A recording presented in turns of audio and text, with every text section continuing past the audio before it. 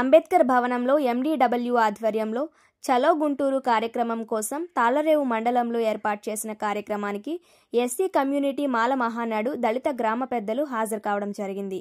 SC వర్గీకరణ అడ్డుకునే నినాదంతో డిసెంబర్ 15వ తారీఖు ఆదివారం నాడు మాలల మహాగర్జనకు గ్రామాల నుండి పట్టణాల నుండి దళితులు హాజరు కావాలని నిర్ణయించారు.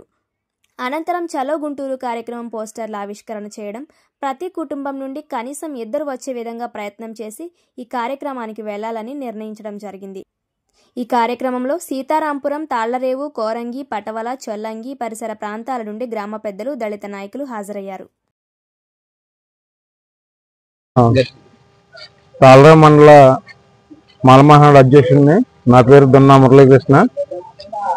ఈ నెల 15వ తారీఖున మాలల మహాగర్జన కార్యక్రమాన్ని మొత్తం మండలంలో ఉన్న దళిత నాయకులందరూ వచ్చి ఈ కార్యక్రమాన్ని విజయవంతం చేయాలని మాల మహానాడు తరపున పిలుపునిస్తున్నాము. విజయవంతం చేయాలని కోరుతున్నాం. తారీఖున గుంటూరులో జరిగే మాలల మహాగర్జనకు తాళ్లరేవు మండలం నుంచి 17 పంచాయతీలున్న నా మాల సోదరులు, మాల సోదరి మనలో పెద్దలు అందరూ కూడా ఐక్యంగా రావాలి. మన బలాన్ని చూపించి మనకు జరుగుతున్న అన్యాయంపై మనందరూ ముక్తకంఠంతో పోరాడాలి. కాబట్టి మీరందరూ ప్రతి ఇంటి ఎస్సీ వర్గీకరణ వ్యతిరేకంగా ఈ నెల 15వ తారీఖున అలో మాల చెలో గుంటూరు కార్యక్రమం నిర్వహించడం జరిగింది. దానికి తాళ్లరేవు మండలం తరఫున ఎస్సీ సంఘాలు, దళిత సంఘాలు అందరూ కూడా ఏకమై రేపు 15వ తారీఖున ఈ యొక్క ఎస్సీ వర్గీకరణ వ్యతిరేకంగా గుంటూరు వెళ్ళాలని ఒక నిర్ణయం తీసుకున్నాం.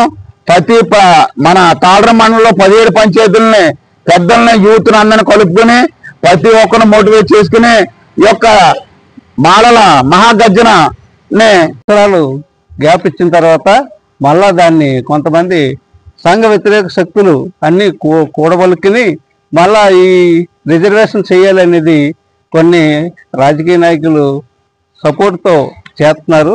ఇది జరగదు, యాక్చువల్గా జరగదు కూడా. ఎందుకంటే పంజాబ్లో బోటా సింగ్ గారి టైంలోనే ఇది గతంలో ఎప్పుడో అయ్యిందంట.